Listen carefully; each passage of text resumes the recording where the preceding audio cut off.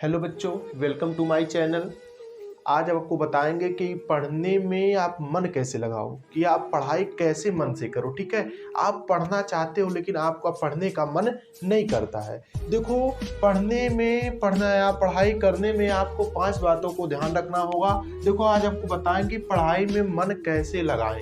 ठीक है, आज इस विषय पे आपके चर्चा करेंगे। बहुत सारे बच्चे ऐसे हैं कि जो पढ़ना चाहते हैं लेकिन पढ़ नहीं पाते हैं। मोबाइल के कारण नहीं पढ़ पाते हैं, सोशल मीडिया के कारण नहीं पढ़ पाते हैं, फेसबुक के कारण नहीं पढ़ पाते हैं। ठीक है, बहुत सारी ऐसी चीज़ें हैं जिनके कारण वो पढ़ नहीं पाते हैं। ठीक है, आज आपको इस वीडियो में बताएंगे कि आप इन सबसे दूर कैसे हो सकते हैं और अपने पढ़ाई में कैसे मन लगा सकते हैं। ठीक है, तो वीडियो को बने रहिए और चैनल को सब्सक्राइब कर लीजिए। देखो, आपको पहली बात, अगर आप स्टूडेंट हैं, ठीक है, या आप स्टूडेंट भी नहीं है, तब भी आपके लिए यह वीडियो है। ठीक है बच्चों, देखो क्या करना है आपको कि आप जब स्टूडेंट है ना, तो आपके जीवन में संघर्ष है।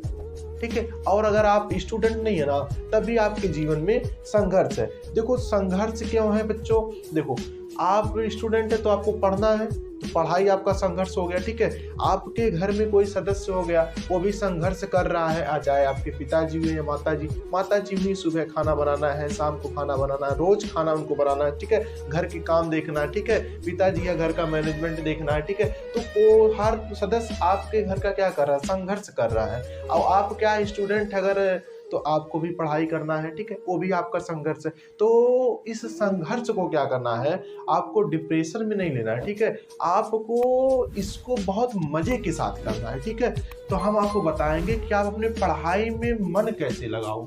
ध्यान दो, 5 बातें आप ध्यान देंगे पढ़ने में। पहली बात आप होता है कि अगर आप हमें पढ़ना क्यों है, पहला क्वेश्चन करो अपने आप से कि हमें पढ़ना क्यों है। ठीक है, अब देखो, जब पढ़ना क्यों है ये अपने आप से स्वयं क्वेश्चन करो। अब देखो तुमको जवाब क्या मिल रहा है, तुम्हारे अंदर से जवाब क्या आ रहा है, इस बात पर पहले आप ध्यान दीजिए। देखो बच्चों, पढ़ने में मन कैसे लगाएं? देखो, पढ़ने में मन कैसे कब लगेगा?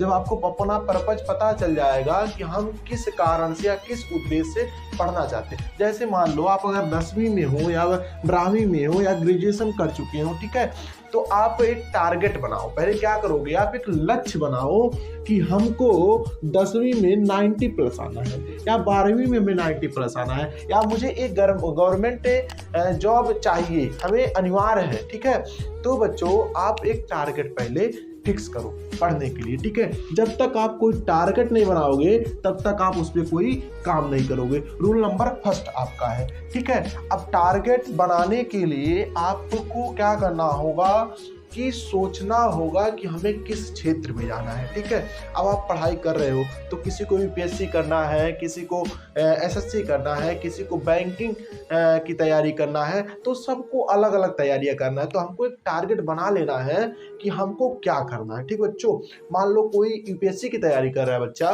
तो वो यूपीएससी पर ही केवल ध्यान दे, दूसरी बातों पर नहीं ध्यान देना है। ठीक है बच्चों, तभी आप अपने जीवन में कुछ कर पाएंगे। अगर आप अपने क्या करोगे, यूपीएससी की तैयारी कर रहे हो तो फिर सोच रहे मैं एसएससी भी निकाल लूँ, या फिर कोई और वैकेंसी निकल रहा है उसमें भी अप्लाई कर दूँ, ठीक है, कहीं ना कहीं मेरा निकल ही जाएगा। ठीक है, तो ऐसे तो काम नहीं चलेगा। आप एक टारगेट बनाओ, उस टारगेट पे आप लगातार काम करते रहो। देखो, आप लगातार काम करते रहोगे ना, 1 महीने 2 महीने 3 महीने 4 महीने 1 साल 2 साल रिजल्ट नहीं मिलेगा।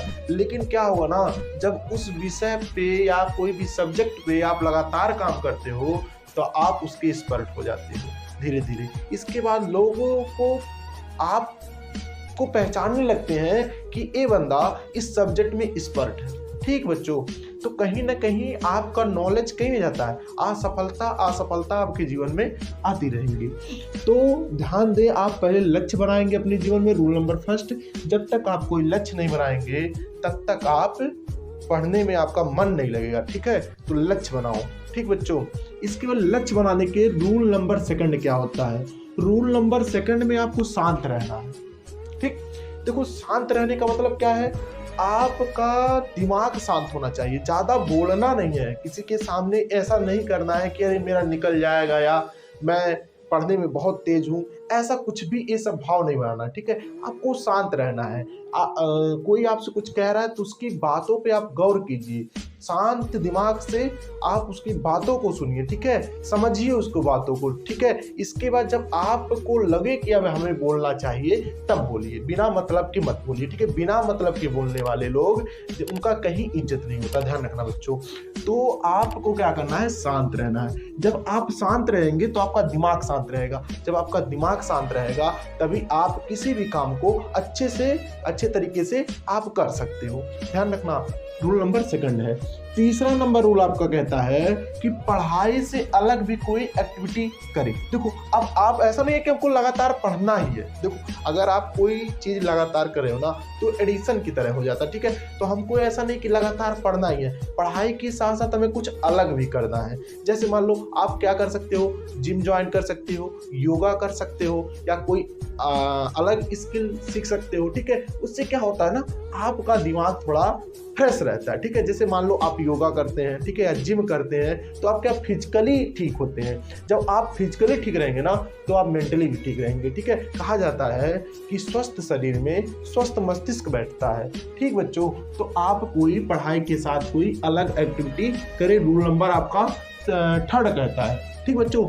चौथा रूल नंबर आपका क्या है कि एक निश्चित टाइम टेबल बनाए। देखो, आपको ऐसा नहीं है कि कभी कभी बच्चे ऐसे होते हैं कि कोई भी सब्जेक्ट पढ़ते उसे तो पढ़ते ही रहते हैं, जो सब्जेक्ट उनको समझ में आता है उसे तो आप पढ़ते हो, लेकिन जो नहीं समझ में आता है उसे आप छोड़ देते हो। तो ऐसा नहीं करना है। जैसे मान लो कितने बच्चों को मैथ बहुत अच्छा लगता है तो मैथ ही लगाते चले जाते हैं, उनके मैथ में बहुत अच्छी जानकारी हो जाती है, ठीक है। तो उनका जो जिन बच्चों को मैथ में अच्छी पकड़ हो जाती है, तो उनका अगर कहीं इंग्लिश वीक है तो इंग्लिश और वीक होता चला जाता है, क्योंकि इंग्लिश पे ध्यान कम देते हैं। कुछ बच्चे ऐसे होते हैं इंग्लिश पे ही काम करते हैं तो उनका इंग्लिश बहुत अच्छा हो जाता है, मैथ बहुत कमजोर हो जाता है। तो ऐसा नहीं करना है, हमें सभी विषयों पर ध्यान देना। एक निश्चित टाइम टेबल बनाएं, ठीक है। अब देखो, निश्चित टाइम टेबल हमें हर सब्जेक्ट को देना है, जो सब्जेक्ट हमारे एग्जाम के लिए जरूरी है। पहले आप सिलेबस पता करेंगे, सिलेबस में कौन सा सब्जेक्ट है, उसके हिसाब से अपना टाइम टेबल बनाएं। आप चाहे जिस चीज़ का तैयारी कर रहे हो उस हिसाब से आपको टाइम टेबल बनाना है, ठीक। अगला देखो, कुछ दोस्तों से दूरी बना के रखिए। ये चीज ध्यान रखना, 5वां पॉइंट जो आपका है, ये चीज आपको ध्यान रखना है। 5वां पॉइंट, कुछ दोस्त आपके ऐसे होते हैं ना कि जो आपको ना क्या करेंगे कि आपको भटकाएंगे, आपके रास्ते से आपको भटका देते हैं। भटकाने का मतलब क्या होता है, जैसे मान लो आप पढ़ने बैठे, इसके बाद फोन आ गया, चलो भाई पबजी खेलते हैं, चलो आ जाओ, ठीक है। इन सब दोस्तों से थोड़ा दूरी बना के रखो, ठीक है। जैसे कुछ दोस्त ऐसे भी होते हैं कि भाई उस बंदी या बंदे का नंबर है या तुमसे कांटेक्ट है, समझ सकते हो, तमाम सारे ऐसे दोस्त आपको मिलेंगे, ठीक है। तो उससे आप देखो, उससे कुछ आपका फायदा नहीं होने वाला। कुछ बच्चे ऐसे होते हैं कि भाई तो लड़कियों की बात करने लगते, फोन के आधा घंटा तक तुमसे लगे रहेंगे, उल्टा सीधा, जिसकी बातों का कोई मतलब ही नहीं है, आपका टाइम वेस्ट करते हैं। जिससे लगता हो कि उस दोस्त से हमें कोई मतलब नहीं, हमारा टाइम वेस्ट कर रहा है या हमारे लिए ठीक नहीं है, उनसे आप तुरंत का तुरंत दूरी बनाओ, ठीक है। 5वां रूल कहते हैं संगत से गुड़ावत है, संगत से गुड़ जात। अगर आपके पास संगति सही रहेगी ना तो आप भी कहीं ना कहीं आपका वो चीज़, आप क्वालिटी आपके अंदर दिखने लगेगी, ठीक है। तो आप जैसा संगत बनाएंगे वैसे ही आप